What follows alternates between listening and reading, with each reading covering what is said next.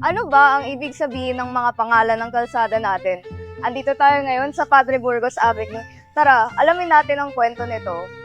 Ang Padre Burgos Avenue ay nasa hilagang hangganan ng National Museum Complex, kung saan matatagpuan ang National Museum of Fine Arts, gayon din ang liwasan at pambansang bantayog para sa Gomburza.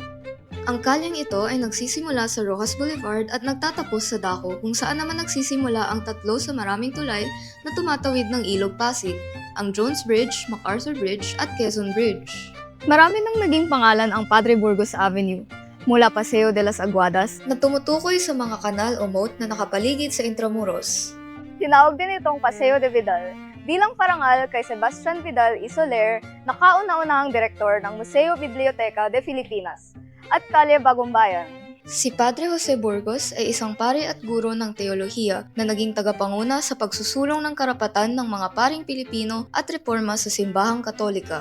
Kasama ang mga kapwa-paring sina Padre Mariano Gomez at Padre Jacinto Zamora, pinagbintangan sila bilang mga kasangkot sa Cavite Mutiny at binitay sa Bagong Bayan noong 1872.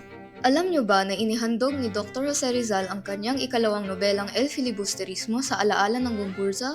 Ngayon, bilang paalala at parangal para sa kanilang sakripisyo at pagmamahal para sa bayan, makikita mo rito sa tapat ng National Museum of Fine Arts ang bantayog ng Gomburza. Na ginawa ni Solomon Saprid noong 1972 at idineklara bilang pambansang bantayog noong 2021. O ayan, sa susunod na magawi ka rito sa National Museum, subukan mo ring dumaan dito sa liwasang Gomburza at bigyang parangal si Padre Burgos na halimbawa ng katalinuhan at kagitingan ng Pilipino.